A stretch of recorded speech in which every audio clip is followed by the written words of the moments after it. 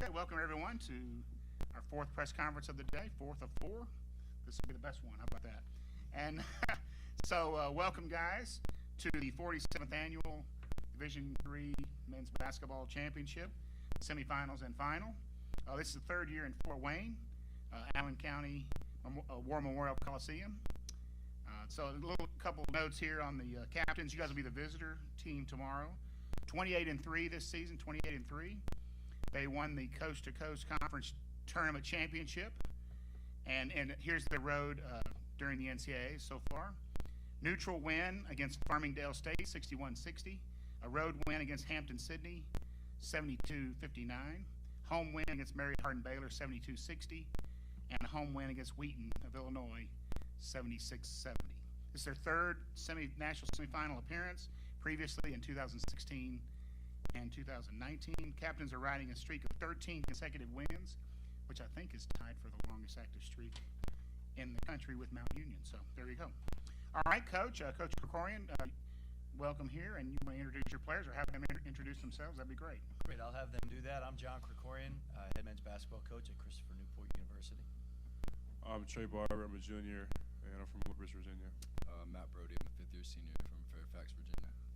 John Hines, junior at CNU from Norfolk, Virginia. Ty Henderson, sophomore, from Richmond, Virginia. Okay, I'm asking a few questions here. You guys had the unique experience of going cross-country for your conference tournament. Anybody can take this.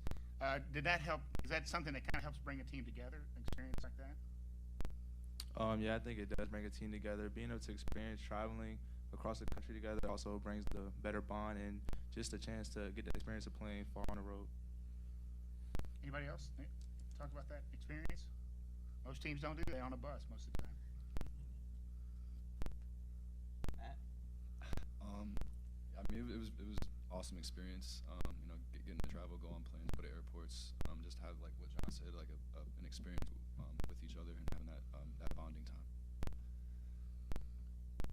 Trey, talk about the Wheaton game. You guys played lights out that first half in the sectional final.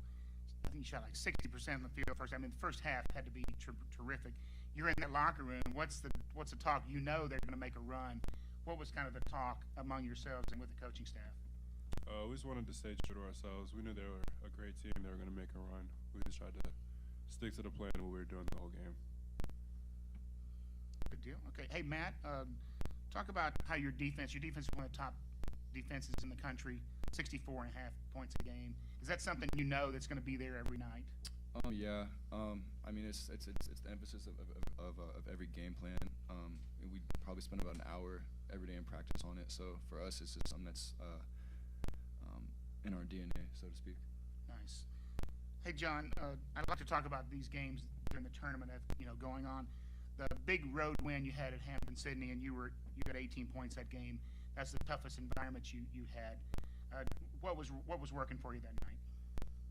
Honestly, just my teammates give me the confidence and the trust to take big shots whenever we needed it. Also, that environment was also pretty much we're pretty much used to now, being that we made it to the Elite 8 last year with a tough crowd in Marietta, and also we had a big game during the season where we had a tough crowd. So. Gotcha. Nice. Anybody good out there? Trey, that game against Farmingdale State, right down to the end, you make the winning basket. You had a terrific second half. You had 15 points in the second half.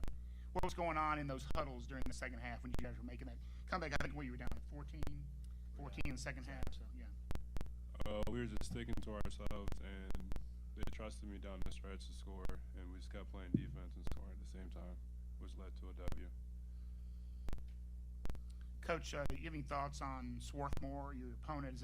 Have you you played a team that's similar in their style this year? Yeah, well, we're very familiar with Swarthmore. We played them right here in this game in 2019. We played them 2 years earlier in 2017 at their place. We have common opponent in John Hopkins. Landry and I know each other well, so these teams are very familiar with each other. But as we talked in preparation so far for the game, I really believe our road to this point has prepared us in general extremely well. But I thought the Wheaton game, in a lot of ways, was similar in terms of the tempo that they're willing to push the ball, the physicality. I do think that we can take a lot from that Wheaton game and a lot of games this season in preparation for this one on Thursday. Ty, talk about, I've got you down here as top assist guy on the team. How is it kind of distributing the ball to the playmakers you have on your team? It's amazing. We have very great players. I just try to let them get going, get to the paint, and do what I can for them. And then Matt, talk about what you're providing as far as leadership, fifth-year guy, that kind of thing. I think it's just experience. I mean, my first year here, we went to the Sweet 16 before COVID cut it short. Obviously, last year we were in the Elite Eight. This year, we have a chance to do something amazing. So I think for me, it's just having the experience, especially with, we have a young-ish group, so to speak. We got a lot of sophomores, juniors, and a lot of second-year players.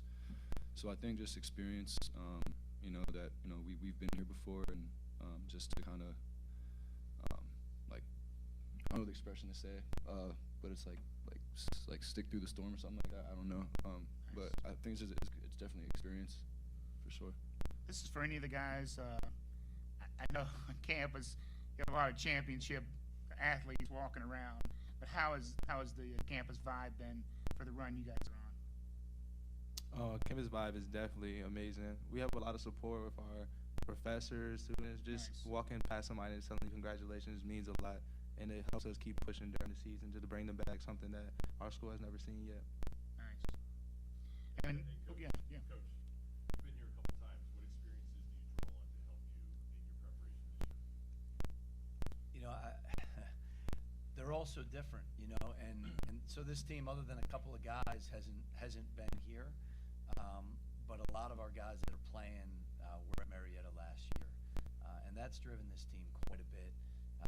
Having lost that game in the Elite Eight, from the jump, these guys wanted to be in a position to get back here. Coach, I mean, it's not what I tell them, or it's not my experiences.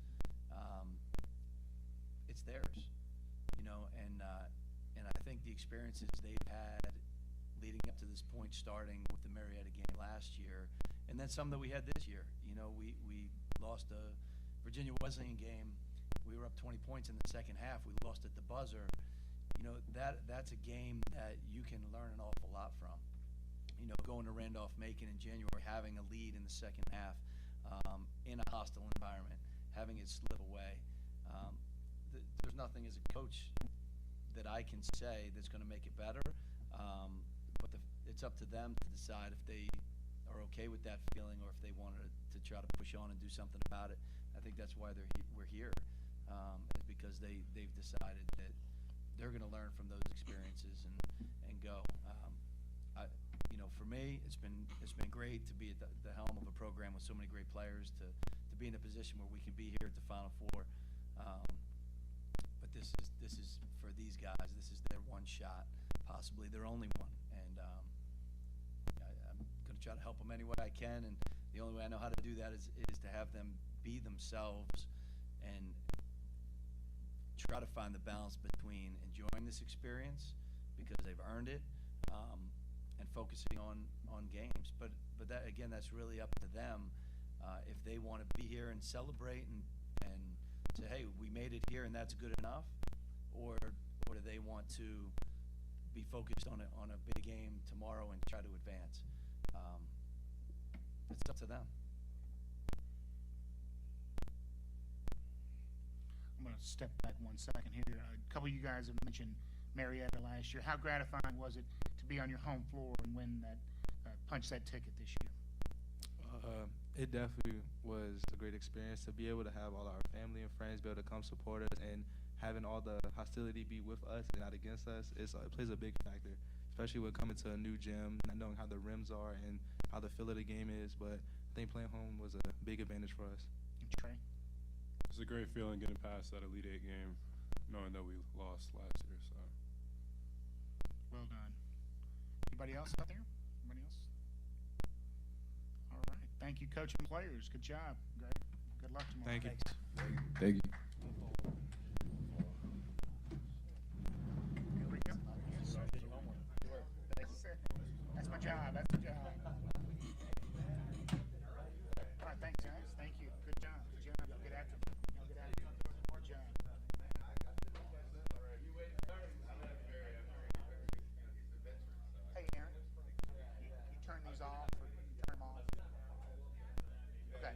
take these. I'm gonna take these off.